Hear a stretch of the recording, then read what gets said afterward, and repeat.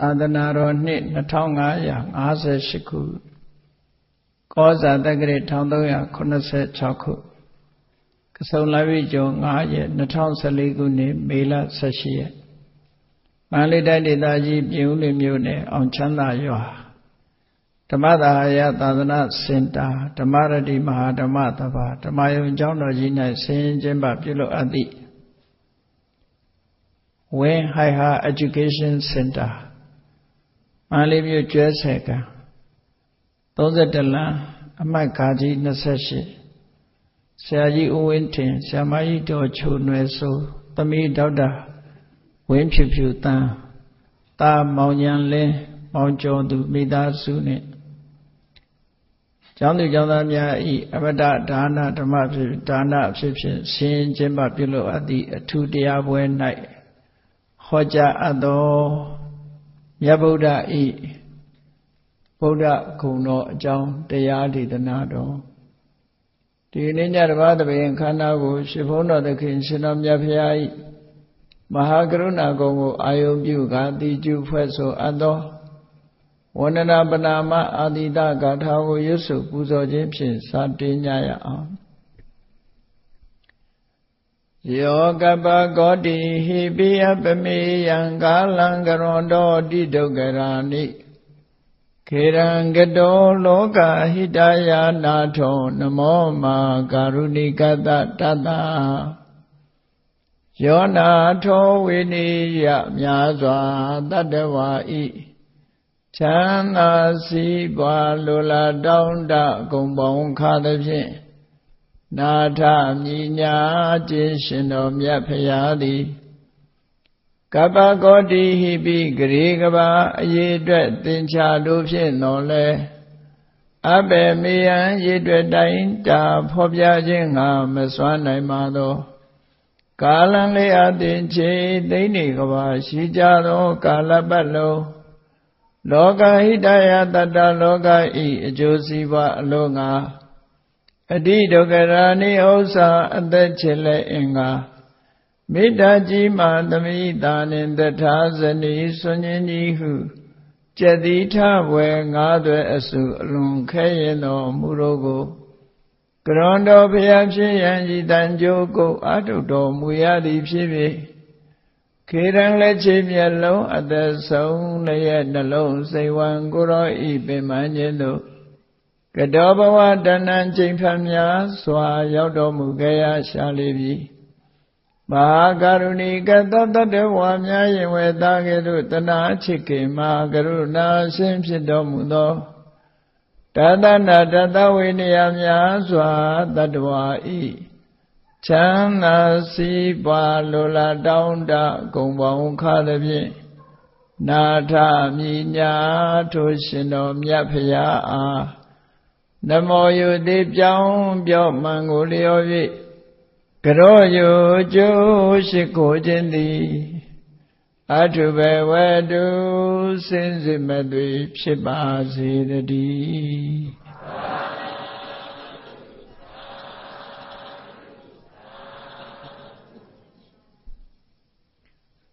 မြတ်ဗုဒ္ဓဤဗုဒ္ဓဂုဏ်တော်အလုံးဗုဒ္ဓဘာသာဝင်သူတော်စင်တွေသိကြတယ်ဣတိပိသောဘဂဝါအရဟံဆိုတဲ့ဂုဏ်တော်၉ပါးထဲမှာနံပါတ်8ဖြစ်တဲ့ဗုဒ္ဓလို့ဆိုတဲ့ဂုဏ်တော်အကြောင်းကိုဒီကနေ့နာယူမှတ်သားကြရအောင်ရသော်ဘုရားရဲ့ဂုဏ်တော်တွေကိုမိမိရဲ့စိတ်နှလုံးထဲမှာလွှမ်းထုံထားခြင်းကြောင့်ရရှိလာတဲ့ကုသိုလ်ကောင်းမှုဟာအလွန်ကြီးမြတ်တဲ့ကုသိုလ်ကောင်းမှုလို့ဒီလိုဆိုတယ်။ဘာလို့ကြီးမြတ်တဲ့ကုသိုလ်ကောင်းမှုလို့ဆိုရတယ်လဲလို့ဆိုရင်လောကမှာကိုကျင့်သီလအားဖြင့်လည်းမြတ်စွာဘုရားတဲ့တူတဲ့ပုဂ္ဂိုလ်မရှိဘူးတာတဲ့ပုဂ္ဂိုလ်ဆိုတာဝေးရောပေါ့နော်။တမာတိစွမ်းအားဖြင့်လည်းတူသူမရှိတာတဲ့ပုဂ္ဂိုလ်ဆိုတာလုံးဝမရှိနဲ့ပညာအားဖြင့်လည်းပဲတူသူမရှိတာတဲ့ပုဂ္ဂိုလ်ဆိုတာလုံးဝမရှိနိုင်ဘူးလို့အဲ့ဒါလို့သီလသမာဓိပညာလို့ဆိုရယ်ဂုံအီချင်းနေ တာလွန်တခြားဘာသာတွေကိုးကွယ်ကြတဲ့ဘုရားသခင်ဆိုတာနဲ့စဉ်းကျင်စဉ်းစားကြည့်ဘုရားရဲ့ဂုဏ်ကြီးတွေဟာလူသားဆန်ဆန်လူထဲမှာအကျင့်သီလတို့တမာတိတို့ပညာတို့လို့ဆိုတဲ့လူတွေမှာရရှိနိုင်တဲ့ဂုဏ်ကြီးချင်းတွေကထူးခြားတဲ့ဂုဏ်ကြီးချင်းတွေနဲ့ပြည့်စုံတဲ့သူတော်စင်ပုဂ္ဂိုလ်မြတ်ကိုဒီလိုဆိုလိုတာပေါ့နော်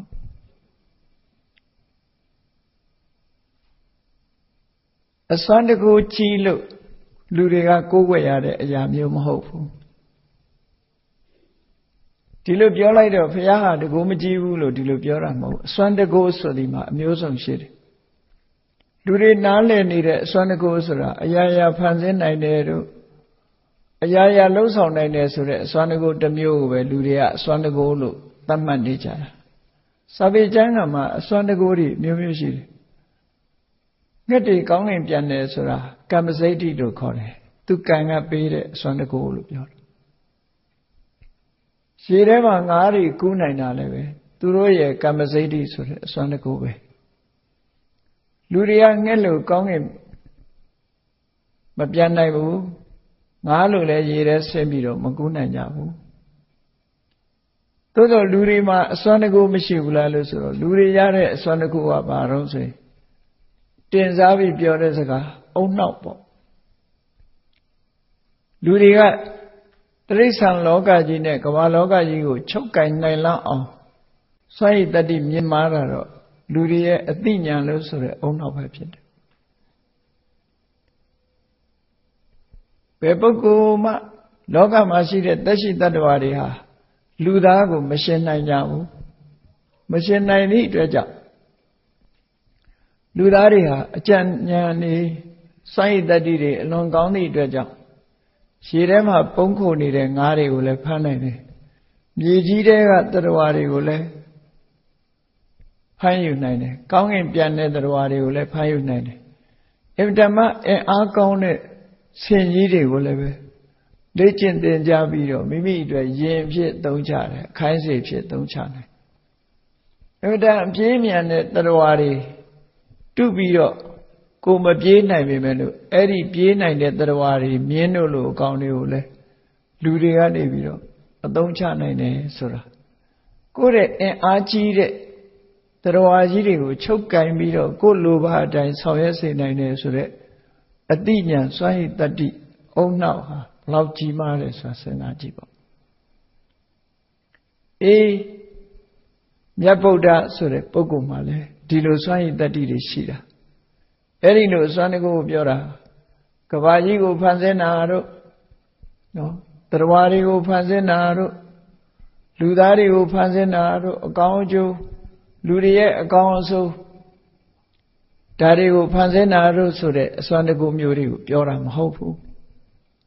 တကယ်တော့လေကဘာကြီးကိုဖန်ဆင်းတယ်ဆိုတာလူတွေရဲ့ယုံကြည်မှုတသက်မြတာဖြစ်တယ်ဖန်ဆင်းတယ်ဆိုတဲ့အရေးအယောင်ဟာလောကနဲ့တည်တည်ချာချာစဉ်းစားတွေးခေါ်တတ်သူပုဂ္ဂိုလ်တွေဟာဖန်ဆင်းတယ်ဆိုတာကိုဘယ်လိုမှလက်ခံနိုင်စရာမရှိဘူးဖန်ဆင်းတယ်ဆိုတဲ့ပုဂ္ဂိုလ်တူတယောက်ဟာလောကမှာဒီပြညာမပြောနဲ့လိပ်ပြတစ်မျိုးတည်းပဲဖန်ဆင်းမယ်ဆိုရင်ဘယ်လောက်အလုံးရှုံမလဲစဉ်းစားကြည့်ဒီဇိုင်းမျိုးမျိုးနဲ့အတောင်မှာဒီတစ်ကောင်တည်းပဲဖန်ဆင်းတခြားကောင်တွေမဖန်ဆင်းနိုင်ဘူးအဲ့တော့ဖန်ဆင်းရမယ်ဆိုတဲ့စွမ်းရည်တတ္တိဟာအင်တမခက်ခဲတယ်လူသားတွေတောင်မှဖန်ဆင်းလိုက်ပြီဆိုတဲ့လူသားတွေဟာတညီတည်းဖြစ်လာတာလားဆိုတညီတည်းမဟုတ်ဘူး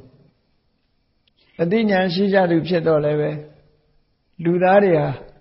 တချို့ကယုံလာတယ်တချို့ကယုံမလာဘူးတချို့ကအသက်ရှည်တယ်တချို့ကအသက်မရှည်ဘူးတချို့ကပညာတတ်တယ်တချို့ကပညာမတတ်ဘူးအဲ့ဒါလို့စူးကြုံနှိမ့်မြင့်မတူညီတဲ့သဘာဝတရားတွေဟာဘာဖြစ်လို့ဖြစ်ပေါ်နေရတာလဲဖန်ဆင်းရှင်ကဖန်ဆင်းတယ်ဆိုလို့ရှိရင်ပကြီးဆရာတယောက်ကရေးတဲ့ရုပ်ပုံတစ်ခုဟာအလုံးဟာတူညီတဲ့သဘောဖြစ်ရမှာပေါ့ သူဖန်ဆင်းတယ်ဆိုလို့ရှိရင်ဖန်ဆင်းမှုတွေဟာအလုံးတညီတည်းဖြစ်နေတာပေါ့သို့တော့ဖန်ဆင်းရှင်ကိုကိုးကွယ်တဲ့လူလဲ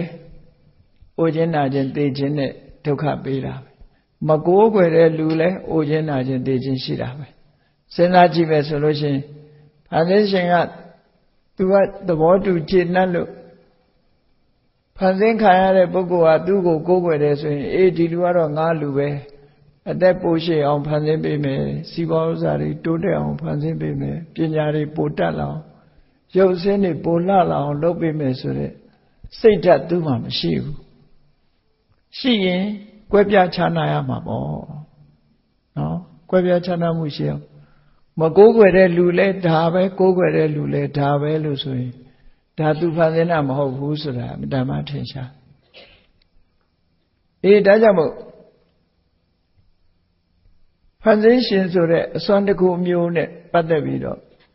ဒီဗုဒ္ဓပေါ်မှာကြည့်เสียမလိုဘူးဘာနဲ့ကြည့်ရမလဲဆို human dignity ဆိုတဲ့ဂုဏ်သိက္ခာနဲ့ပဲကြည့်ရလူသားတွေရရှိနိုင်တဲ့ဂုဏ်သိက္ခာအရေးချင်းတွေဟာလူရဲ့တန်ဖိုးပဲအဲ့ဒီတန်ဖိုးတွေထဲမှာကိုချင်းသီလ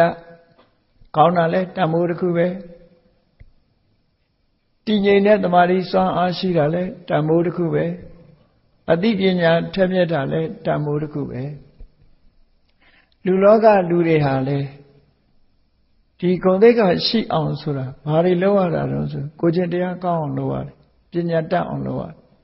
ဒီနှစ်ခုဟာအရေးကြီးတဲ့အရာနှစ်ခုပဲဖြစ်တယ်အဲ့ဒီထဲမှာပညာလို့ဆိုတဲ့အရာဟာသီလရှိပြီးတဲ့နောက်သမာဓိရှိပြီးတဲ့နောက်ပညာဆိုတဲ့အရာဟာအစွမ်းထက်ဆုံးပဲဖြစ်တယ်မြတ်စွာဘုရားသခင်ကိုတော်မြတ်ဟာလူလောကမှာပညာအားဖြင့်အစွမ်းထက်ဆုံးပုဂ္ဂိုလ်ဖြစ်တယ်သီလသမာဓိကလည်းအစွမ်းထက်တယ်သို့တော့ပညာကြတော့အထွတ်ထိပ်ရောက်တည်ထီအောင်အစွမ်းထက်တယ်အဲ့တော့ဒီနေရာမှာနည်းနည်းစဉ်းစားကြည့်ဗုဒ္ဓဆိုတဲ့စကားလုံးကဘာပြောတာတုံးလို့ဆိုရင်တိသူဆိုတဲ့အဓိပ္ပာယ်ကိုပြောတာဗုဇ္ဇတိတိဗုဒ္ဓောဆိုတဲ့ definition ပေါ့ဖွင့်ဆိုထားတဲ့စကားလုံးကတိတယ်တိသူဆိုတဲ့အဓိပ္ပာယ်ဘာတွေကိုတိတာတော့ဆိုလောကမှာတိเสียမှန်သမျှကိုတိတယ်တိเสียဆိုတာအမှန်တမ်းများတယ်ဘုန်းကြီးတို့တိတာတထွာတမိုက်တောင်မရှိဘူးတိเสียတွေကအများကြီးမတိတာနဲ့တိเสียတိတာတွေကိုတွက်ကြည့်လိုက်မယ်ဆိုရင်မတိတာတွေကများပြီးတော့တိတာလေးကနည်းနည်းလေးပဲလက်တဆုပ်စာလေးလောက်ပဲကိုတိတယ်ကိုမတိတာတွေအများကြီးဒီပြာမပြောနဲ့တောထဲမှာပေါက်နေတဲ့သစ်ပင်တွေရဲ့နာမည်အကုန်ဖော်နိုင်ရလားဒီသစ်ပင်တွေရဲ့အသုံးရောအကုန်သိသလားပညာရက်အနေနဲ့တစ်ခုပဲကြည့်အောင်အများကြီးမဟုတ်ဘူးရှေးခေတ်ကတက္ကသိုလ်မှာဆေးပညာသင်တဲ့အာယုဝေဒဆေးပညာသင်တဲ့ Herbal Medicine ပေါ့သစ်မြစ်သစ်ဖူးကနေဖော်ပြီးတော့ဖော်ဆက်တဲ့ Herbal Medicine ခဏခေတ်မှာပြန်ပြီးတော့ခေတ်စားလာတယ်နော်အမေရိကန်နိုင်ငံမှာတောင်မှပဲဒီသစ်ပင်တွေသစ်မြစ်တွေဒါတွေကို research လုပ်ပြီးတော့ပြန်ထုတ်လုပ်နေရအဲ့တော့ရှေးတုန်းကတစ်ခေတ်တစ်ခါတုန်းက9နှစ်ကြာအောင်ဆေးပညာအတတ်ကိုသင်တဲ့ကျောင်းသားတယောက်အားလုံးကဇီဝကလို့သိကြတယ်ပေါ့သူသင်တာ9နှစ်ကြာသူသင်ပုံသင်နည်းကလည်းပဲဘလောက်ထက်မြက်တုံးဆိုလို့ရှိရင်မြန်လဲသင်တယ်တနေ့ကိုများကြီးလဲသင်တယ်သင်ထားသမျှလဲမှတ်မိတယ်မေ့ပြောက်သွားတာမရှိဘူးဆိုတဲ့အဲ့ဒီအချက်တွေနဲ့ညီညွတ်အောင်9နှစ်ကြာသင်ထားတဲ့ပညာရအလွန်များပြားတယ်လွန်များပြားတယ်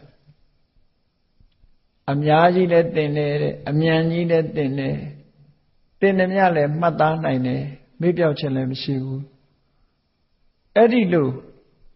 ဆေးပညာရသစ်ပင်တစ်ပင်ရဲ့အသုံးအဆွဲကနေစပြီးတော့မြက်ပင်ကလေးတစ်ပင်ကစပြီးတော့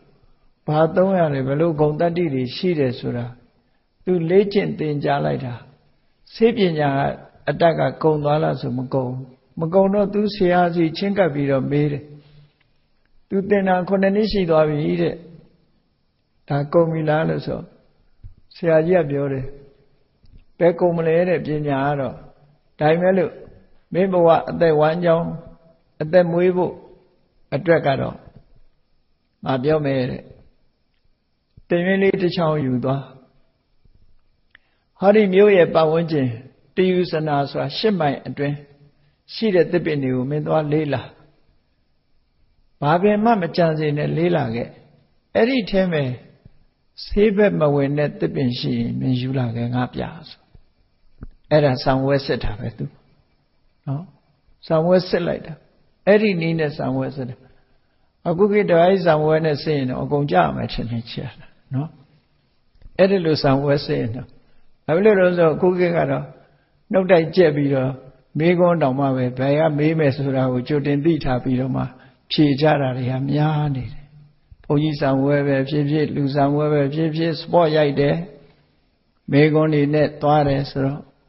ပညာဆိုတာအပြင်ကညာနေတာမျိုးဖြစ်ကုန်တယ်ကိုဟာနော်အပြင်ကညာတာမျိုးတွေဖြစ်ကုန်တယ်အေးအဲ့ဒီလိုဆောင်ဝဲစစ်လိုက်တာတပင်းတစ်ချောင်းယူပြီးတော့လိုက်ရှာဆေးဘက်မဝင်တဲ့အပင်တပင်းမှရှာမလို့ဟိုပင်လေးကြည့်လိုက်လဲဘာသုံးလို့ရဒီပင်လေးကြည့်လိုက်လဲဘာသုံးလို့ဒီအမြင့်ကဘယ်လိုသုံးတယ်ဆိုတာတွေနဲ့ကြီးပဲအကုန်လုံးသူ့မှာအလကားသားပေါက်တဲ့အပင်ဆိုတာရှာလို့မတွေ့ခဲ့ဘူးရှာလို့မတွေ့တော့ဆရာကြီးကပြောတယ်မင်းဆေးပညာတတ်ပြီအိမ်ပြန်ရင်ပြန်တော့လို့ဆိုပြီးတော့ရိတ်ခါနည်းနည်းလေးပေးပြီးဆရာကြီးကကြီးပြန်လွတ်တယ်ဘာဖြစ်လို့ရိတ်ခါနည်းနည်းပေးတော့ဆိုဒီကောင်လမ်းသွားလို့ရှိရင်ရိတ်ခါပြတ်လိမ့်မယ်ပြတ်ရင်သူဆေးပညာနဲ့ကုလိမ့်ဆေးအိတ်လွယ်သွားတာလည်းမဟုတ်ဘူးဆေးစာလည်းဖတ်เสียမရှိဘူးသူ့မှာမျက်စိလည်းမြင်တာနဲ့ပဲကုလို့ရမှာသူနော်အဲ့ဒီခေတ်ကနှကြလည်းမပါဘူးအလည်းမပါဘူးနော်နှကြနဲ့လည်းစမ်းမှာမဟုတ်ဘူးအနဲ့လည်းထိုးမှာမဟုတ်ဘူးသူကဆေးအိတ်လည်းမပါဘူးဆေးတစ်တာလည်းမပါဘူးဒီတိုင်းသွားယောဂတွေးတာနဲ့မိဖို့ကြောင့်လည်းဟာနဲ့လည်းကုကျင်ကုတယ်တစ်ပင်ကအခေါက်နဲ့လည်းကုကျင်ကုတယ်ဒီလိုနဲ့ကုသွားတာယောဂတွေကုသွားတာအများကြီးပဲအဲ့တော့အဲ့ဒီတုန်းကတစ်ချိန်တုန်းကဒါယုံနှန်းစကားမဟုတ်ဘူးဆေးပညာအနေနဲ့အဲ့ဒီတုန်းကအလွန်မြင့်မားခဲ့တယ်ဆိုတာကိုပြောပြအလွန်မြင့်မားခဲ့တဲ့ပညာရက်တစ်ခုဟာလောကမှာထင်ရှားခဲ့သေးတယ်အဲ့တော့လောကမှာလူတွေလက်လန်းမမီတဲ့ပညာရက်တွေဟာအများကြီးရှိနေသေးတယ်တောထဲမှာရှိတဲ့သစ်ပင်တွေရဲ့အမည်နာမခေါ်ဖို့တောင်မှပဲအမှန်မှခဲရင်နေပေါ့အသုံးဆွဲသိဖို့ဆိုတာတော့ဝေလာဝေးအဲ့တော့လောကမှာအစွမ်းတကူဆိုဒီမှာပညာလောက်ကြီးမားတဲ့အစွမ်းတကူဟာမရှိဘူးဒါကြောင့်မို့လို့လူတွေဟာလူဘဝရောက်လာတာနဲ့မကြဘူးမိဘတွေကနေပြီးတော့3-4နှစ်အရွယ်ကနေစပြီးတော့မူကြိုဆိုပြီးတော့ကြောင်းထားကြအဲ့ဒီကနေမူလတန်းကနေသင်လိုက်ကြရတာတည်တည်ထိပဲသင်နေကြအကုန်လုံးပညာရက်ဆိုတာဆုံးသွားတာတော့မရှိဘူးပညာကတော့မဆုံးဘူး course ကတော့ကုန်ချင်းကုန်မှာပေါ့ဘွဲရတာတော့ရှိမှာပေါ့ပညာကုန်လို့ရတာမဟုတ်ဘူးသင်တန်းကုန်လို့ရတာနော်သင်တန်းကုန်လို့ဘွဲရတာပဲဖြစ်အဲ့တော့မြတ်စွာဘုရားကိုဗုဒ္ဓလို့ခေါ်တာဟာသိစရာတွေကိုအကုန်သိလို့ဗုဒ္ဓလို့ခေါ်တာဒီလိုသိဖို့ကလွယ်သလားလို့ဆိုဘယ်လွယ်မှာတော့ကိုသိတာလက်တဆုပ်စာလေးပဲသိတယ်မြတ်စွာဘုရားသိတာကျတော့လက်တဆုပ်စာမကဘူးအများကြီးသိတယ်မြတ်စွာဘုရားကတခါဟောတယ်တစ်တော်ထဲမှာတိရွက်လေးတွေကောက်ပြီးတော့လက်ထဲမှာဆုပ်လိုက်ပြီးတွေ့လာငါလက်ထဲကတိရွက်ကလေးတွေတော်ကြီးထဲမှာရှိတဲ့တိရွက်နဲ့ငါလက်ထဲမှာရှိတဲ့တိရွက်ဘယ်ဟာများတော့ဆိုတော့ယဟန်တွေကိုမေးတော့ယဟန်တွေကရှင်ဘုရားတဲ့တောထဲမှာရှိတဲ့တိရွက်တွေကအစမတန်များပါတယ်တဲ့ရှင်ဘုရားလက်ထဲရှိတဲ့တိရွက်ကဘယ်လောက်မှမရှိပါဘူးအဲ့ဒီတိုင်းပဲတဲ့ငါသိပြီးတော့မဟောတဲ့အကြောင်းအရာတွေမပြောတဲ့အကြောင်းအရာတွေကတစ်တော်ထဲမှာရှိတဲ့တိရွက်တွေလိုပဲအများကြီးပဲငါသိပြီးဟောတဲ့တရားငါလက်ထဲမှာဆုပ်ထားတဲ့ သိရဆုတ်ကလေးလောက်ပဲဟောတာတဲ့အဲ့တော့ပညာရဘလောက်ကျယ်တယ်ဆိုတာဆင်ញင်စဉ်းစားကြည့်ဖို့လိုအပ်တယ်မြတ်စွာဘုရားအဲ့ဒီပညာရတွေကိုအချောင်ရတာလားလို့မေးကြည့်ဘယ်ဟုတ်မလဲတဘဝနဲ့သင်လို့မရဘူးလေးသိင်ချိန်တဲ့ကဘာတသိန်းလို့ဆိုတဲ့မရေတွက်နိုင်တဲ့ကဘာ၄ခါကြုံရေတွက်လို့ရတာကတသိန်းမရေတွက်နိုင်တဲ့ကဘာပေါင်းက၄ခါကြုံပြီးတော့ရေတွက်လို့ရတာတသိန်းကိုလေးသိင်ချိန်တဲ့ကဘာတသိန်းလို့ခေါ်တယ်အဲ့ဒီလေးသိင်ချိန်တဲ့ကဘာတသိန်းလေ့ကျင့်ပြီးတော့ယူမှပညာပါရမီအပါဝင်ပါရမီတွေဖြည့်ကျင့်ပြီးတော့မှဘုရားဖြစ်သူရောက်တာဘုရားဖြစ်သူရောက်တော့လေဘုရားမဖြစ်ခင်ကဒါတွေအကုန်သိလားဆိုမသိဘူးမသိနိုင်ဘူးဘုရားဖြစ်လိုက်တာနဲ့တပြိုင်နက်ဗုဒ္ဓဆိုတဲ့တိတိပုဂ္ဂိုလ်ဖြစ်ကိုရောက်ရှိသွားအဲ့ဒါဟာလေလမ်းစဉ်အတိုင်းတရားဓမ္မကျင့်တဲ့အခါမှာအတိညာဏ်ဆိုတာပွင့်လင်းသွားတာဖြစ်တယ်ကိုကျင့်တရားတွေတမာရီတရားတွေဒီစွမ်းအားတွေနဲ့အတိညာဏ်ပွင့်လင်းသွားတဲ့အချိန်ဆိုတာဖြစ်ပေါ်လာခဲ့တာအဲ့ဒီကြတော့မှဗုဒ္ဓဆိုတဲ့ပုဂ္ဂိုလ်ဖြစ်တာအဲ့တော့ဂုဏ်တော်၉ပါးထဲမှာကြည်လိုက်မယ်ဆိုလို့ရှိရင်အရဟံရဲ့နောက်မှာဒုတိယဂုဏ်တော်ကသမ္မာသမ္ဗုဒ္ဓောသမ္မာဆိုတာအမှန်အတိုင်းတန်ခါကိုယ်တိုင်ဗုဒ္ဓကိုသိတာ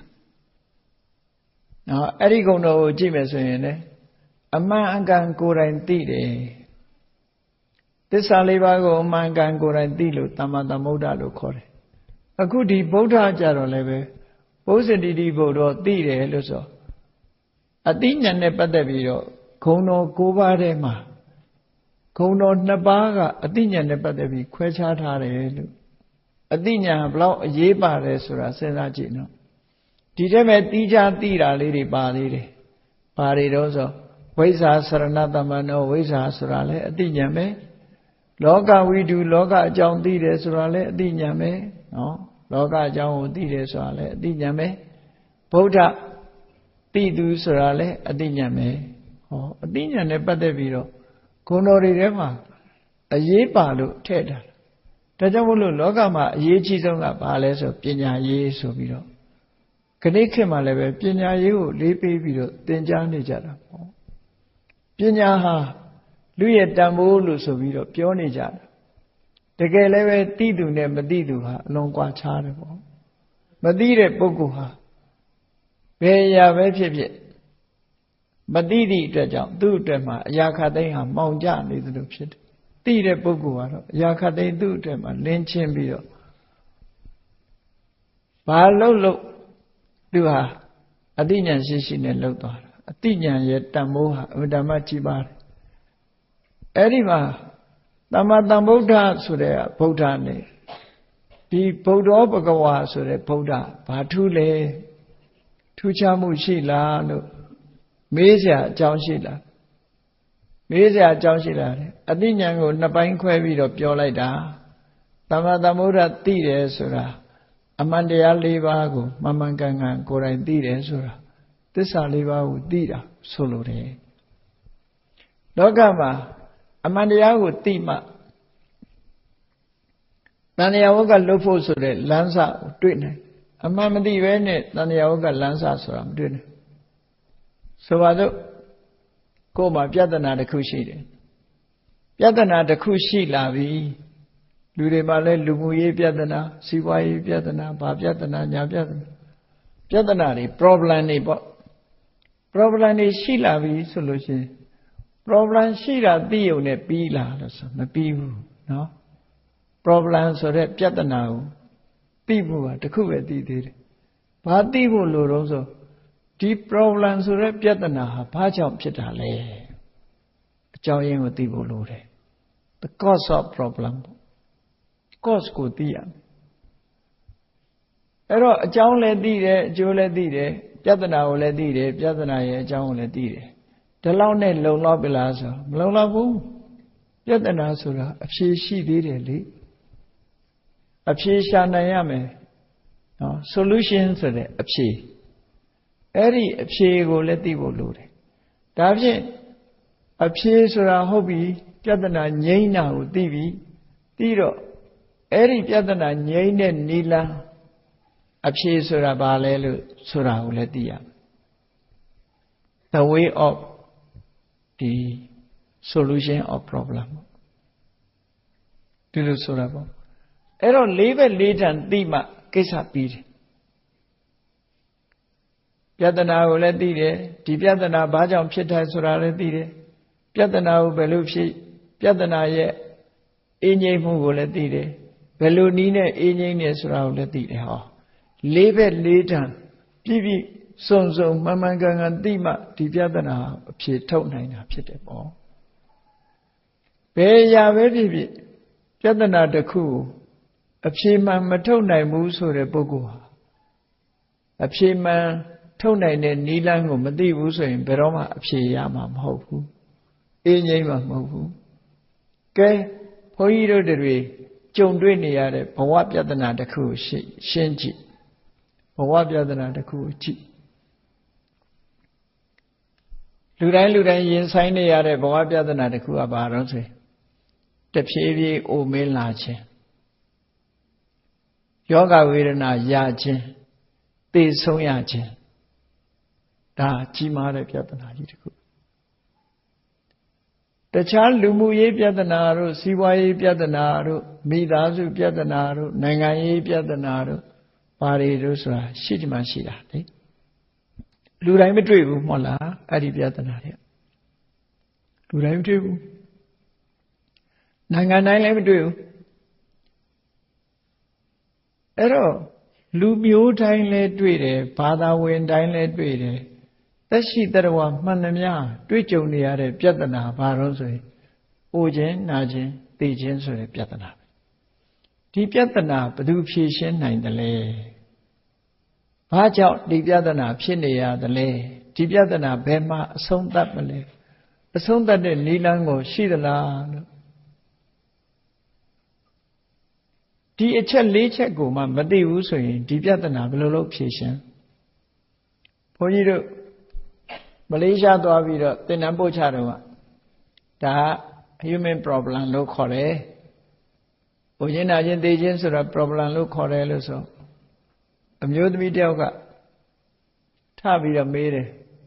Sarah, the Bawa de Abe Mola, the Piatanam Ho food. No, Ora Naira Dires or Ludabawa, Piatanam Ho.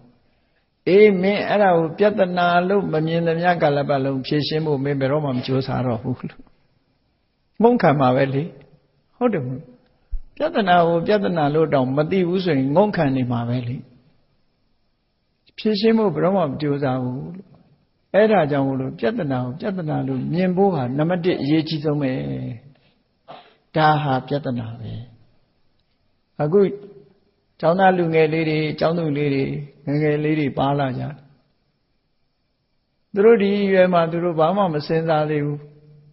Biona, Nanga Live. Airing a lady. A good. They are Sangani, such a lady. Love it over and niche house of the Gila. A niche house allowed, yet now buying a menu, your Gila. Your Gila illusion, Minuka of the Chu Chandel and Net Chandela Swachi. Says so in a Yarabova. Savin Neta she omala. Tuari or di dine jamamla. No? Yes, he got your coup dine comamla. Payiri Madomene Kudainu, Chojo Lala Lady Shiba Mala, Senada Chila. Eddie Matango Minu John one name Lutin La, Beroma John Naimu. No? A good woman no young lady, Matan you, Minu Yaome. Tuaria, Jotraco me, no? Yes, he got Mongo me, Savini got Hugo me. Hona Yain Dina Yain Hona Yoet Dina Yoet so a o yido to be chipchilla. Eri Piatana Messibula so she. The nature of Yensen Gangero Ponya Sendana. You are a man near 4 years, 5 years, Shoshung Dora Yidi. Also,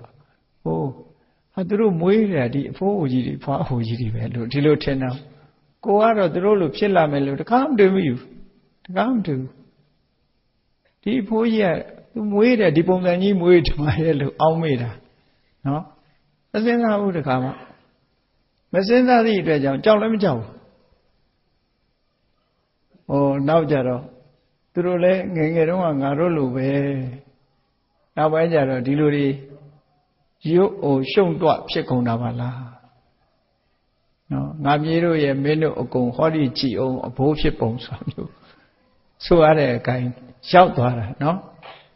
သွားရကျိုးလို့တစ်မျိုးတစ်ပုံခါကိုင်းနားထိုင်မျက်စိမှုံဆိုတာအသက်ကြီးဖြစ်လာတဲ့ဟာတွေအဲ့တော့သဘောပေါက်ခဲ့ဘူးခုတော့ပေါက်နေပါပြီသဘောပေါက်ခဲ့တာပြောပြအဲ့တော့အဲ့ဒါကိုပြဿနာလို့မြင်မှဖះလောင်းနေကြတော့အဲ့ဒါကိုပြဿနာတစ်ခုအနေနဲ့ကြည့်တတ်တယ်အဲ့ဒီပြဿနာကြည့်ပြီးတော့ဒီပြဿနာဘာကြောင့်ဖြစ်တာတုံးလို့ပရိစ္ဆေသမုပ္ပါဒ်နဲ့ရှင်လိုက်ရှာလိုက်တဲ့အခါကျတော့ငါမွေးလာလို့အိုရတာပဲမမွေးရင်မအိုရဘူးဇာတိပစ္စယစရာမရဏငါအကယ်၍မမွေးခဲ့ဘူးဆိုရင်အခုလို့အဖိုးအိုအဖွားအိုဖြစ်မှာမဟုတ်ဘူးဒီလိုစဉ်းစားတာနော်ဒါဖြင့်မွေးတာကဘာကြောင့်မွေးတာတုံးဆို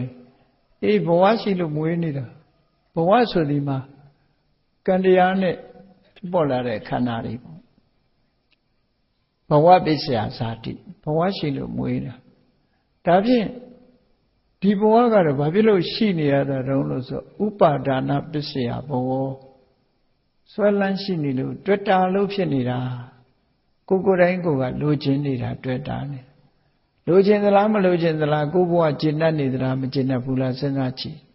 လူသားတွေကသာကိုယ်ဘဝကျင့်တတ်တာမဟုတ်ဘူးခုတိရစ္ဆာန်တွေလည်းသွားမေးကြည့်ကျင့်တတ်တယ်နော်ကျင့်တတ်လူဖြစ်ရှင်သလားဆိုခေါင်းရမ်းမှဒီကောင်းနေလူတွေမဖြစ်ကြပါဘူးလူကအလုံးရှုပ်တယ်ကျောင်းနေရတာနဲ့စကြဲရတာနဲ့သူတို့အေးအေးဆေးဆေးပဲဘာမှလုပ်เสียမလို့နော်တကယ်သိလူဖြစ်ချင်မှာမဟုတ်ဘူးအဲ့တော့ကိုယ်ဘဝလေးကိုကျင့်납ပြီးတွေ့တာနေတာကိုဥပါဒံလို့ခေါ်တာပဲအဲ့ဒီဥပါဒံဟာဘာကြောင့်ဖြစ်ရတာတုံးဆိုတဏှာဆိုတဲ့လိုချင်တတ်မဲ့မှုကလာတာရှင်းတန်လာတဲ့အခါဥပါဒဒါဖြင့်ဒီတဏှာကတော့ဘာလို့ဖြစ်ရတာတုံးဆိုဝေဒနာပစ္စယတဏှာလို့ဆိုတဲ့အတိုင်းစိတ်ရဲ့ခံစားမှုတွေကြောင့်ဖြစ်တာစိတ်ကခံစားမှုလေးတွေရှိသည့်အတွက်ကြောင့်ตายဝယ်ခံစားမှုလေးဆိုလိုချင်လာအဲ့ဒီလိုချင်မှုလေးတွေကြောင့်တဏှာဝေဒနာပစ္စယတဏှာဆိုတာလားဒါဖြင့်အဲ့ဒီဝေဒနာကတော့ဘာကြောင့်ဖြစ်ရတာတုံးလို့ဆိုအာယုန်နဲ့စိတ်နဲ့ဆက်သွယ်မိသွားတာ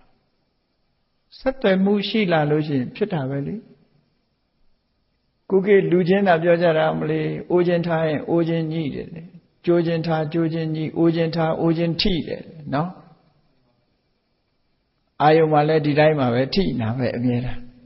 စိတ်နဲ့အာယုန်ထိတာအဲ့ဒါကိုဖတ်တာလို့ခေါ်တာဒီဖတ်တာကဘာလို့ဖြစ်ရတာတုံးဆိုမျက်စိနာနာလျှာကာယမနဆိုတဲ့ sense organ တွေရှိကြောင်းရှိလို့ဖြစ်တယ်အဲ့ဒီ sense organ တွေကဘာကြောင့်ဖြစ်တာတုံးဆိုနံတရားတွေနဲ့ယုတ်တရားတွေရှိလို့နံတရားယုတ်တရားတွေကဘာကြောင့်ဖြစ်တာတုံးဆိုအတိစိတ်ပဋိသန္ဓေဆိုတဲ့ဝိညာဉ်လေးလာလို့အဲ့ဒီဝိညာဉ်လေးကဘာကြောင့်ဖြစ်ရတာတုံးဆိုသင်္ခါရပစ္စယဝိညာဏကံတရားတွေကြောင့်ဖြစ်တာအဲ့ဒီကံတရားကဘာကြောင့်ရှိနေရတာတုံးဆိုအဝိဇ္ဇာပစ္စယသင်္ခါရမှန်မသိခဲ့ဘူးမှန်မသိလို့ဒါတွေရှိနေတာဟောမြတ်စွာဘုရားပရိစ္ဆေသမုပ္ပါဒ်မှာအဖြေတွေထုတ်ပေးထားဘဝတစ်ခုရဲ့အဖြေတွေဘာကြောင့်ဖြစ်တယ်ဆိုတာအကြောင်းတွေကိုရှာပြထားအကြောင်းတွေရှာပြတယ်လို့ solution ကိုလည်းပြထားတယ်မသိဘူးဆိုတာမရှိရင်မေတ္တာနာမှာကံတရားတွေမဖြစ်တော့ကံတရားတွေမဖြစ်ရင်ပရိသေဝိညာဉ်ဆိုတာမလာဘူးမလာလို့ရှိရင်နာယုတ်တွေမဖြစ်ဘူးနာယုတ်တွေမဖြစ်လို့ရှိရင် sense organ တွေမလာဘူး sense organ တွေမရှိဘူးဆိုရင်ဖတ်တာဆိုတဲ့ contact တွေမလာဘူးဖတ်တာမလာရင်ဝေဒနာမလာဘူးဝေဒနာမလာလို့ရှိရင်တဏှာမလာဘူးတဏှာမလာရင်ဥပါဒံဆိုတာမလာဘူးဥပါဒံမလာရင်ဘဝဆိုတာမလာဘူးဘဝမရှိရင်ဇာတိမရှိဘူးဇာတိမရှိရင်ဩရဏတာသေတာမရှိဘူးဆိုဟော solution ကိုပြသွား အဲ့ဒါလို့အကြောင်းနဲ့အကျိုးနဲ့ဒီလိုမှန်မှန်ကန်ကန်လေးဘက်လေးတန်ကပြည့်ပြည့်စုံစုံသိတာကိုသမ္မာသမ္ဗုဒ္ဓောလို့ပြောတာနော်သမ္မာသမ္ဗုဒ္ဓောလို့ပြောတာအဲ့ဒီလိုသိလို့သမ္မာသမ္ဗုဒ္ဓဖြစ်တယ်တာမန်ပညာမဟုတ်ဘူးအဗ္ဗဓမ္မလေးနဲ့မှန်ကန်တဲ့သဘာဝတရားကြီးတစ်ခုလုံးကိုခြုံငုံသုံးသပ်နိုင်တဲ့အသိပညာမျိုးကိုမြတ်စွာဘုရားရတယ်ဘုဒ္ဓောဆိုတာကြတော့အဲ့ဒီ၄မျိုးတင်သိတာလားလို့ဆိုမဟုတ်ဘူးသိเสียလောကမှာရှိသမျှသိเสียမှန်သမျှအကုန်သိတယ်ယာဝတကံညေယံတာဝတကံညာဏံနဲ့ယာဝတကံညေယံသိเสียရှိသလောက်တာဝတကံညာဏံညာကလည်းလိုက်သိတယ်ယာဝတကံညာဏံတာဝတကံညေယံညာနဲ့သိလို့ရတာမှန်သမျှလည်းသိเสียတွေကရှိနေတယ်လို့ညာနဲ့သိเสียအကြောင်းအရာတွေနဲ့အတိညာနဲ့သိเสียအကြောင်းအရာတွေဟာအားလုံးဟာကွတ္တိဖြစ်တယ်မြတ်စွာဘုရားသိเสียလည်းမကြံဘူးဉာဏ်ကလည်းမကြံအောင်သိတယ်အဲ့ဒါကိုသဗ္ဗညုတဉာဏ်လို့ခေါ်တာပဲတစ်ချိန်တုန်းကဘာမသိညာမသိနဲ့တည်တည်ချာချာသဘာဝကြကြမလေ့လာဘူးတဲ့ပုဂ္ဂိုလ်ကသဗ္ဗညုတဉာဏ်ဆိုတာရှိသလားဆိုပြီးမေးခွန်းထုတ်တာတွေ့ဘူးတယ်ငယ်ငယ်တုန်းကကြားလိုက်တယ်သဗ္ဗညုအလုံးကိုသိတယ်ဆိုတဲ့အသိဉာဏ်မျိုးရှိသလားလို့ဆိုပြီးတော့ဖះကိုစောရကတက်ခဲ့တာလည်းရှိတကယ်ကတော့ပညာရဲ့စွမ်းရည်ဆိုတာတဦးနဲ့တဦးတူတာမဟုတ်ဘူးမြတ်စွာဘုရားရတဲ့ပညာမျိုးရဖို့ဆိုတာအမှန်တမ်းတာမန်နဲ့ရတာမဟုတ်ဘူးတာမန်အားထုတ်ရုံနဲ့ရတဲ့ပညာမျိုးမဟုတ်ဘူးအဲ့ဒီပညာမျိုးကြောင့်ပညာမျိုးရှိလို့သဗ္ဗညုတဉာဏ်ဆိုတာရှိတယ်သဗ္ဗညုဆိုတာအရာခတ်သိမ်းကိုသိတာအရာခတ်သိမ်းကိုသိတယ်လို့ဆိုတဲ့နေရာမှာအမြဲတမ်းကြီးသိနေတာလားဆိုအမြဲတမ်းရှိပြီးအမြဲတမ်းသိနေတယ်ဆိုရင် omnipresent လို့ခေါ်တယ်အင်္ဂလိပ်အမြဲတမ်းရှိအဲ့ဒီဉာဏ်ကြီးကမီးတော့ကြီးမီးထွန်းထားသလိုမီးကိုတညာလုံးထွန်းထားရင်တညာလုံးအလင်းရောင်ကြီးရှိနေသလိုဒီဉာဏ်ကြီးကအမြဲတမ်းလင်းနေတာလားလို့ဆိုအဲ့ဒါမျိုးလက်မခံဘူးဖေဟာမျက်လုံးလည်းဖွင့်ကြည့်မှပဲမြင်တယ်မဟုတ်လားမိတ်ထိုင်မမြင်ဘူးလေသဘာဝကြကြဓာတ်ဆိုတာလေဘလောက်ထက်ဒိန်နဲ့ထက်ထားရင်ခုတ်လို့ရပါမလားမရဘူးသဗ္ဗညုတဉာဏ်ရဲ့အဓိပ္ပာယ်ကဘာတော့သိခြင်းလို့သိစရာတစ်ခုကိုသိခြင်းလို့ကြည့်လိုက်လို့ရှိရင်အလုံးရှင်းပြီးတော့သိသွားတယ်မသိလို့ခေါင်းကုတ်ရတာမရှိဘူးလို့ပြောတာနော်ပု္ပ္ပာလေးတစ်ခုမဖြစ်နိုင်လို့ခေါင်းကုတ်နေရတာမျိုးတွေမရှိဘူးတဲ့မြတ်စွာဘုရားမှာနော်မိကွန်းလေးမဖြစ်နိုင်ဘူးဆိုခေါင်းကုတ်ကြတာလေကိုကခေါင်းကုတ်တော့လေခေါင်းကမထွက်ဘူးစပင်မဲ့ကျွတ်ခေါင်းကျွတ်အသိဉာဏ်အဲ့ဒါထွက်လာမှာမဟုတ်ဘူးနော်အဲ့တော့သိခြင်းလို့ကြည့်လိုက်တာနဲ့တပြိုင်နက်အကုန်ရှင်းရှင်းကြီးသိတာကိုသဗ္ဗညုတဉာဏ်လို့ခေါ်တယ်အနာဝရဏဉာဏ်တဘာဝကြကြပဲအိတ်နေတော့ကဒီဉာဏ်ကြီးရှိနေတာမဟုတ်ဘူးမိကြီးလင်းနေတယ်လို့ဒီဉာဏ်ကြီးကအမြဲရှိနေတာမဟုတ်ဘူးသိခြင်းလို့ကြည့်လိုက်ရင်သိတယ်ကဲပညာတတ်တဲ့လူနဲ့မတတ်တဲ့လူနော်ကိုဖီးမဟုတ်တဲ့ပြဿနာတစ်ခုမေးလိုက်ပြီဆိုအဖြေထုတ်နိုင်ပါမလားမတတ်တဲ့လူကတတ်တဲ့လူကတော့ဥပမာဆေးပညာသင်ထားတယ်ဆေးပညာတတ်တဲ့ပုဂ္ဂိုလ်ကဆေးပညာနဲ့ပတ်သက်တဲ့မေးခွန်းတစ်ခုမေးလိုက်မယ်ဆိုကျန်တဲ့ပုဂ္ဂိုလ်ကခေါင်းကုတ်ချင်တိုင်းကုတ်နော်အနာသာပေါက်သွားမယ်ဉာဏ်ကတော့ထွက်လာမှာမဟုတ်ဘူးသိမှမသိတာသင်ထားတဲ့ပုဂ္ဂိုလ်じゃသိတယ်မဟုတ်လားဘာဖြစ်လို့သင်ထားတဲ့ပုဂ္ဂိုလ်ကသိပြီးမသင်တဲ့ပုဂ္ဂိုလ်ကဘာလို့မသိတာတော့လို့ဆိုပညာရဲ့စွမ်းအားချင်းမတူတာပေါ့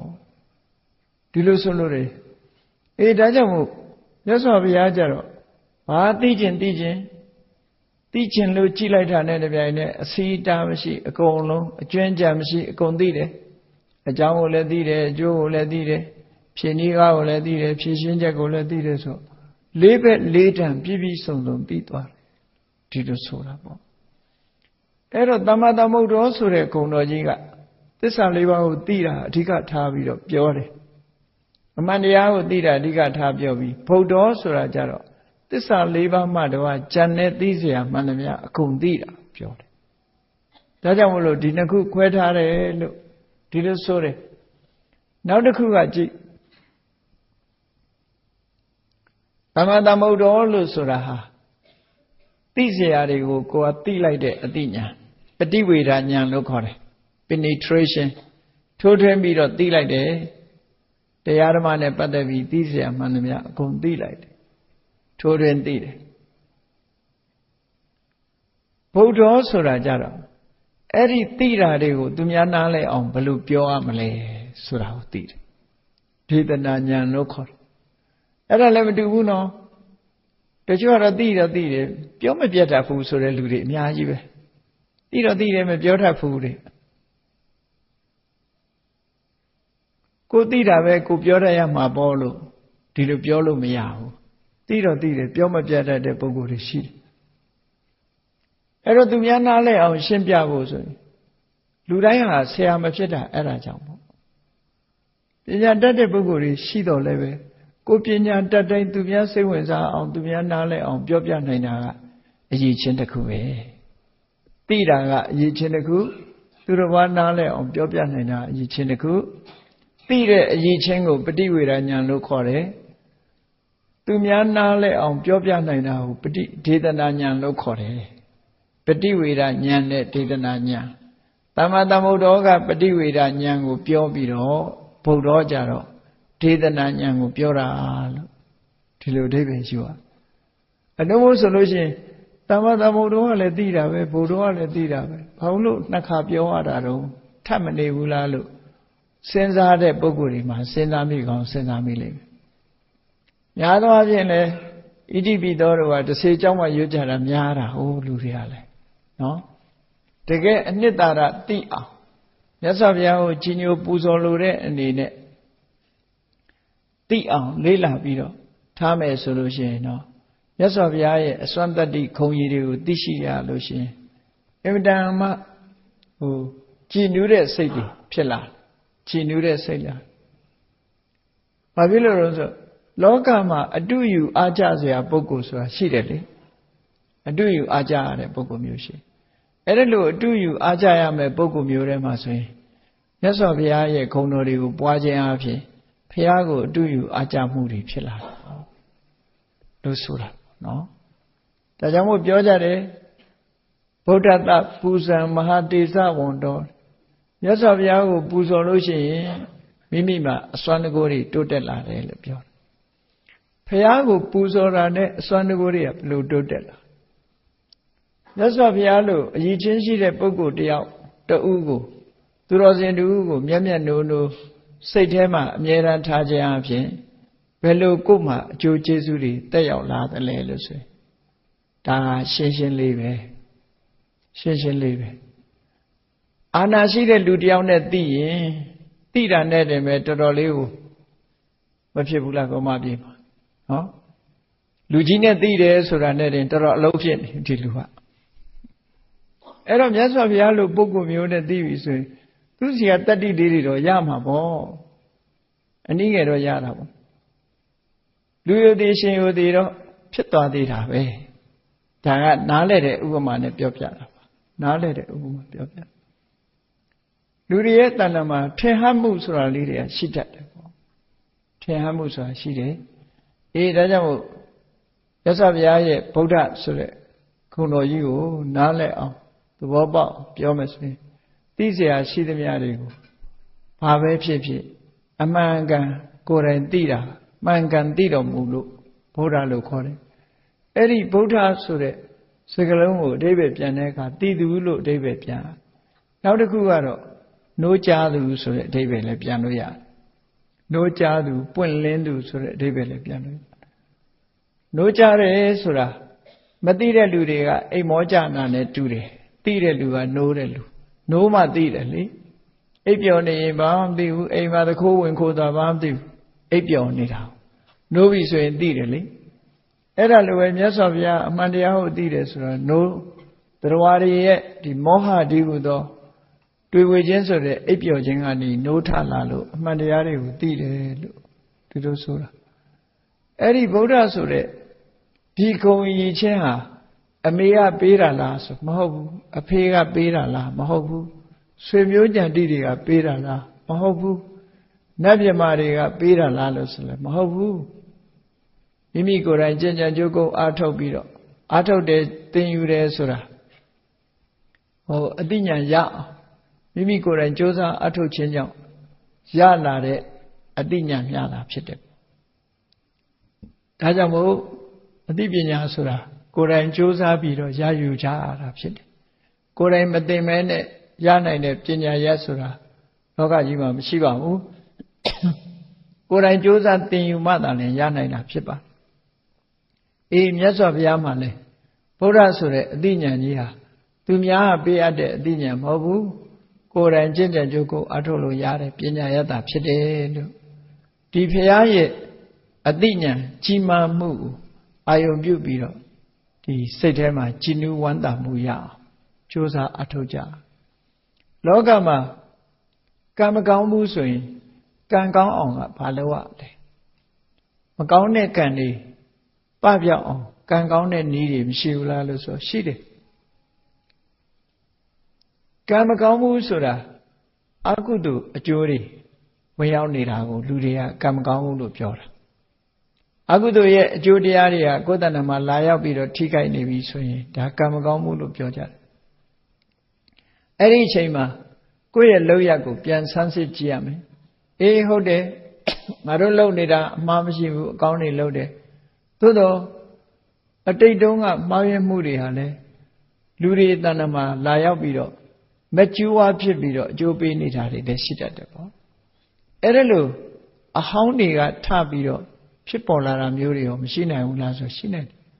အဲ့ဒါလို့ရှိလာလို့ရှိရင်ဘာနဲ့အကာအကွယ်လုပ်ပြီးတော့ဘာလုပ်ရမလဲလို့ဆိုရင်ကံကောင်းအောင်ကောင်းတဲ့ကံတရားတွေကိုကြိုးစားပြီးတော့လုပ်ရခုနလိုဘုရားကိုအာရုံပြုမယ်တရားကိုအာရုံပြုမယ်သံဃာကိုအာရုံပြုမယ်ဘုရားရဲ့နှုတ်ကပတ်တော်တွေကိုရွတ်ဖတ်တရေစေမယ်ဘုရားကိုပူဇော်မယ်နော်ဘုရားနဲ့ပတ်သက်ပြီးတော့ပူဇော်မှုစိတ်ကြည်နူးမှုတွေရအောင်လို့ကုသိုလ်ကောင်းမှုတွေမပြတ်လုပ်ပေးရမယ်ဘုရားပန်းရေချမ်းအမြဲတမ်းဆက်ကပ်ဘုရားကိုအာရုံပြုဘုရားကိုအာရုံပြုပြီးတော့ကုသိုလ်တရားတွေကိုယ်စိတ်ထဲမှာဖြစ်ပေါ်အောင်ကြိုးစားအဲ့ဒါလို့ကြိုးစားခြင်းအားဖြင့်လည်းပဲမကောင်းတဲ့ကံတွေဟာပယ်ဖြစ်သွားနိုင်တယ်ဒါကြောင့်မို့ရှင်းတော့ကကျမ်းစာတစ်စာရေးပြီဆိုလို့ရှိရင်ကျမ်းတစ်ကျမ်းရေးတယ်ဆိုတော့ပြီးအောင်ရေးနိုင်ဖို့တော်ခဲနေအမှန်တမ်းကြီးလေးတဲ့တာဝန်ကြီးတစ်ခုကိုလုပ်တာအစကနေအဆုံးထိစာတအုပ်ရေးရတယ်ဆိုတာအမှန်တမ်းခဲရင်တာမန်ပုဂ္ဂိုလ်တွေဆိုလဲမရေးနိုင်ကြဘူးအဲ့လိုရေးနိုင်ဖို့အတွက်ဒါဖေတော်မောင်တော်ရေးတာပြောတာမဟုတ်ဘူးနော်အလေးနဲ့စာကြီးတွေကိုရေးပြီဆိုလို့ရှိရင်မလုပ်ရတော့အဲ့ဒီရေးနေတဲ့စာကြားမှာယောဂဝေဒနာဖြစ်လာမယ်ဆိုရင်ပြီးအောင်ရေးနိုင်မှာမဟုတ်ဘူးမကြမ်းမမာတွေဖြစ်လာရင်လည်းပြီးအောင်ရေးနိုင်မှာမဟုတ်ဘူးတခြားအနှောက်အယှက်တွေဝင်လာရင်လည်းပြီးနိုင်မှာမဟုတ်ဘူးအဲ့ဒါကိုဈာဖြတ်ဝင်လာတာကိုအန္တရာယ်လို့ခေါ်တာပါဠိစကားအန္တရာယဈာဖြတ်ဝင်ရောက်လာတဲ့အနှောက်အယှက်အတွင်းထဲမှာဈာဖြတ်ဝင်ရောက်လာတဲ့အနှောက်အယှက်တွေကိုအန္တရာယ်လို့ပြောတာအဲ့ဒီအန္တရာယ်တွေကိုပယ်ဖြောင်းနိုင်မှုအတွက်ရှေးဥစွာဘုရားကိုရှိခိုးကြတယ်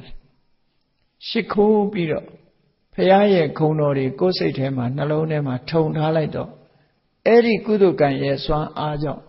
ဈာဖြတ်ဝင်ရောက်မဲ့အကုသိုလ်တွေကမလာနိုင်တော့ဟန်တာပြီးသားဖြစ်သွားတယ်ဒါကြောင့်မလို့မကောင်းတဲ့ဒီကံဆိုးမိုးမှောင်တွေကိုယ်တဏ္ဍာမှာဖြစ်ပြီးဆိုတဲ့အခါမှာဖြစ်လာနိုင်တဲ့အရေးအယောင်တွေရှိပြီဆိုတဲ့အချိန်မှာဘာနဲ့ကာကွယ်ရတယ်လဲလို့ဆိုဖရာကိုအာယုံပြုပြီးတော့ဘုရားနုတ္တိကိုများများပွားရမယ်ဘုရားနုတ္တိကိုပွားတယ်အဲ့တော့ဖရာရှိခိုးတာတမန်ဩဃာသနဲ့ရွတ်ပြီးတော့ဖရာရှိခိုးတာမျိုးတင်တဲ့ပို့ပြီးတော့အရေးကြီးတာတော့ဖရာရဲ့ဂုဏ်တော်တွေကိုအာယုံပြုပြီးတော့ကမ္မထမ်းထိုင်တယ်လို့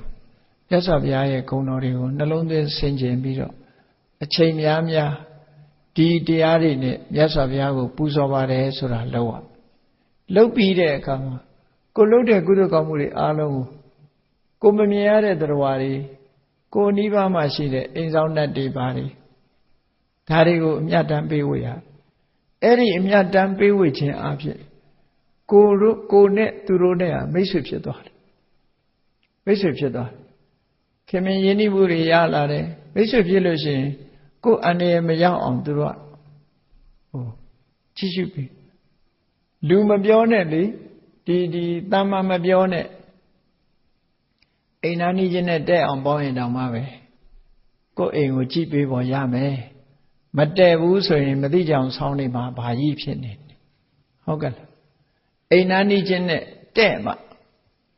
အဲ့ဒါလိုပဲကိုမမြင်ရလို့အိမ်ဆောင်နှတ်တို့ကိုဆောင်နှတ်တို့သွားပြီးတော့ရံမဖြစ်လေနဲ့ရံဖြစ်ရင်တော့အဲ့ဒါကိုကောင်းကျိုးပေးမှာမဟုတ်ဘူးနော်ကောင်းကျိုးပေးမှာမဟုတ်ဘယ်သူလဲမှရံမဖြစ်နဲ့နောက်ဆုံးမှကိုယ့်အိမ်ကမွေးထားတဲ့ခွေးတောင်ရံဖြစ်ရင်ကိုယ့်မျက်စောင်းထိုးကြည့်တာအနည်းဆုံးခံရမယ်ကြောက်လို့သာပြန်မလုပ်တာရှိမယ်နော်ဒီကောင်တွေကလည်းသိတယ်သူတို့ကဒီတရိစ္ဆာန်တွေပါလဲအသိရှိတယ်လေတခါလောက်ရိုက်ထားတဲ့လူဆိုရင်ရှောင်းပေးနဲ့မျက်စောင်းဆိုကြည့်တယ်သူတို့အမြဲတမ်းငါမြတ်ဘာလုပ်မလဲဆိုဒေါသနဲ့ကြည့်သွားတာအဲ့ဒါအကောင်းကြီးများအောင်မေ့မနေအဲ့တော့ဘသူနဲ့မှရံမဖြစ်ဘဲနဲ့မေတ္တာတက်ရအောင်လုပ်တာကိုယ့်အတွက်ကံကောင်းစေခြင်းရဲ့အကြောင်းတစ်ခုပဲဖြစ်တယ်ပေါ့ကိုယ့်အတွက်အကူအညီရခြင်းပဲဒါကြောင့်မို့မေတ္တာပို့ရတယ်အမြတ်တမ်းပေးဝေရတယ်ကုသိုလ်ကောင်းမှုလုပ်တိုင်းဖိတ်ကြားပြီးတော့သူတို့ကိုအရေးတယူလုပ်ပေးတာမိတ်ဆွေတောင်မှလမ်းတွေ့ရင်ကိုကအရင်ခေါ်ရတယ်အရေးတယူနှုတ်ဆက်ရင်ရင်းနှီးတယ်မခေါ်ခြင်းသလိုလှုပ်သွားရင်ဒီလူနောက်ပြီးတော့သူကလည်းမခေါ်ခြင်းသလိုပြန်လှုပ်မှာပဲနောက်ကြလူချင်းတောင်ဒီလိုဖြစ်တတ်တယ်အဲ့ဒါကြောင့်မို့လို့ကံကောင်းအောင်လုပ်ဖို့ဆိုဒီမှာကိုယ်တိုင်ကရှင်တဲ့ကအမုန်းကင်းပြီးတော့မေတ္တာဘာဝနာတွေမြတ်ပွားပြီးတော့လုပ်မယ်ဖရာကိုအာရုံပြုပြီးတော့မေတ္တာဘာဝနာတွေပွားမယ်ဆိုလို့ရှိရင်ကံကောင်းလာမှသိကြတယ်မေတ္တာပို့မယ်အမြတ်တမ်းပေးဝေမယ်အားလုံးနဲ့မိတ်ဆွေတွေဖြစ်မယ်အရာရာမှာစိတ်ကြည်နူးမှုတွေရလာတဲ့အခါကိုတွေးတာတွေကိုကြံတာတွေကိုလှုပ်တာတွေလည်းလမ်းမှန်ပေါ်ရောက်လာနိုင်အဲ့ဒါလို့မဟုတ်ဘူးကံကောင်းကြောင်းမလားမကောင်းတာတွေနဲ့တွေ့စိတ်ကညစ်ဆိုပိုးဆိုးတာအဲ့ကြလို့ရှိရင်ပိုးဆိုးသွားနိုင်တယ်အဲ့ဒါလို့မဖြစ်ရလေအောင်ဘယ်သူပဲဖြစ်ကံကြမ္မာရဲ့အလှည့်အပြောင်းကံကောင်းတဲ့အခါကောင်းတယ်မကောင်းတဲ့အခါမကောင်းဘူးမကောင်းတဲ့အခါမှာကောင်းအောင်လုပ်ပုံလုပ်နည်းရတော့အဲ့ဒီနည်းပဲမေတ္တာပွားမယ်ဘုရားကိုအာရုံပြုမယ်စီမီပန်းရေချမ်းလှူဒန်းမယ်နော်ဆူတောင်းတာမတောင်းတာအသာထားလူတွေကဆူတောင်းတာပဲဥစားပေးတယ်နော်တောင်းသည်ဖြစ်စေမတောင်းသည်ဖြစ်စေကိုယ်စိတ်ကြည်နူးမှုကအဓိကကြတယ်ဘုရားကုံတော်တွေကိုကိုယ့်ရဲ့ရင်ထဲနှလုံးထဲရောက်အောင်တည်ငြိမ်အေးချမ်းမှုကိုပေးနိုင်တဲ့မျိုးဖြစ်အောင်လုပ်အောင်ပြီးပြီဆိုတော့မှကိုယ့်ရဲ့ wish ကိုဖော်ပြတာဆူတောင်းတိုင်းကတော့မရဘူးပေါ့ဆူတောင်းတိုင်းရလို့ရှိရင်ဘာမှလုပ်နေနဲ့ထိုင်ပြီးတော့သာဆူတောင်းစာဝဲအောင်လို့ရှိရင်ဒီ9လုံးပါပါစေ6လုံးပါပါစေထိုင်တာဆူတောင်းနေစာမကျက်နဲ့ရမှာမဟုတ်ဘူးနော်အဲ့ဒါကြောင့်မလို့ဆူတောင်းရုံနဲ့ဘယ်ရမှမရဘူးဆူတောင်းတယ်ဆိုတော့ wish ကိုဖော်ပြတာပဲဖြစ်တယ်ဆူတောင်းတာလိုချင်တဲ့ဆန္ဒရဲ့နောက်မှာလုံလဝိရိယတို့အတိညာတို့ဆိုတာလိုက်ရတယ်ပေါ့အဲ့ဒါလို့အကြောင်းအကျိုးစီလျော်စွာအလုံးလုံးမှကောင်းကျိုးချမ်းသာတွေဆိုတာရနိုင်တယ်အဲ့ဒါလို့အချက်တွေကိုသိတာကိုလည်းပဲမြတ်စွာဘုရားဟောတာဖြစ်သောကြောင့်ဗုဒ္ဓဆိုတဲ့ဂုဏ်တော်ထဲမှာအရာခသိန်းကိုတည်စွမ်းနိုင်တဲ့အတိညာရှိတယ်မြတ်စွာဘုရားလို့ဆိုတာကိုအာယုံပြုပြီးတော့နှလုံးသွင်းဆင်ခြင်ခြင်းအပြင်မိမိအတွက်ကံကောင်းလာနိုင်တယ်ဆိုတာကိုယုံကြည်ကြရမှာဖြစ်တယ်။ဒါကြောင့်မို့တရားချစ်ခင်သူတော်စင်ပြိဿပေါင်းတို့မြတ်ဗုဒ္ဓဤဗုဒ္ဓဂုဏ်တော်ဆိုဒီမှာသမ္မာသမ္ဗုဒ္ဓနဲ့ထူးခြားချက်ကတော့သမ္မာသမ္ဗုဒ္ဓဆိုတာသစ္စာလေးပါးကိုကုံစင်အောင်သိတာသမ္မာသမ္ဗုဒ္ဓဗုဒ္ဓဆိုဒီမှာသစ္စာလေးပါးမှတပါအခြားသိเสียရာတွေကိုကျွမ်းကျင်မရှိသိတာဗုဒ္ဓ တနည်းအားဖြင့်သမ္မာသမ္ဗုဒ္ဓဆိုဒီမှာထိုးရင်းသိတဲ့အသိဉာဏ်မျိုးကိုဆိုလိုပြီးဗုဒ္ဓဆိုဒီမှာဟောပြောနဲ့ပတ်သက်ပြီးတော့သိတဲ့ဒေသနာဉာဏ်မျိုးကိုဆိုလိုတယ်လို့ဒီနှစ်ခုဟာဒီကုံတော်နှစ်ခုဟာတစ်ခုနဲ့တစ်ခုကွဲပြားခြားနားမှုဒီလိုမှတ်သားကြရမယ်ဆိုတာကိုကိုယ်စီမှတ်သားပြီးဗုဒ္ဓနုဒတိဘာဝနာပွားများခြင်းအပြင်ကုသိုလ်တရားဖြစ်ပွားအောင်ကြိုးစားအားထုတ်နိုင်ကြပါစေကုန်သတည်း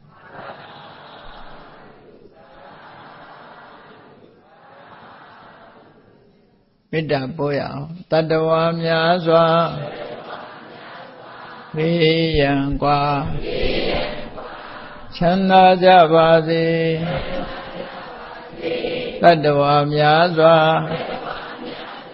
ဘေးရန်กว่าချမ်းသာကြပါစေမေတ္တာရေချမ်း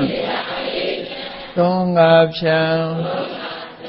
ငြိမ်းချမ်းကြပါစေမေတ္တာရေချမ်းသုံးငါဖြံငြိမ်းချမ်းကြပါစေသက်ရှိချမ်းသာစိတ်ချမ်းသာလူရဆန္ဒပြည့်ပါစေသက်ရှိချမ်းသာစိတ်ချမ်းသာလူရဆန္ဒပြည့်ပါစေဩလန္တဒုက္ခပင်ကစားမေတ္တာပုံနေတုသင်္ကမမနောတရာတိတဝေတံဘဝယန္တုဒုက္ခန္တကမေတ္တာပုံနေတုသင်္ကမစုပေါင်းဖို့အမေတ္တာတဟုရောင်ပြူပါဝင်းငွေလာမင်းနှင့်ရောင်ချင်းရှက်ယုံပေါင်းဆောင်ရခြင်းကြောင့်သဗ္ဗေတံကျွေးမဲ့ဩတုံလုံးစုံများစွာတတ္တဝါတို့၏မနောတရာတိမြင်မြဖြူစင်အေးကြည်လင်းသည့်ရေစဉ်ကြည်တင်းစိတ်နှလုံးတည်ဟုသောရေအိုင်ကြီးအတွင်း၌ဒုက္ခပင်ကသာစင်ထာဝရအေမြจิตတာတာယာပွင့်လန်းချမ်းသာဒုက္ခတည်ဟုသောကုမုဒ္ဒရာကြာပန်တို့သည်ဖုံးလန်းတဝန္တာရွှင်မြူဝမုံလူလျက်ကြည်နူးပွဲကြုံဖူးပွေညကုန်သည်ဖြစ်၍ဒုက္ခန္တကလေအောင်လေးတဲ့ရောရှက်သင်ပြန့်ပိတိတိဟုသောယနံတို့သည်ဘဝယံတုကောင်းစွာမဲ့သွေကြိုင်လိုက်၍နေကြပါစေကုန်သတည်း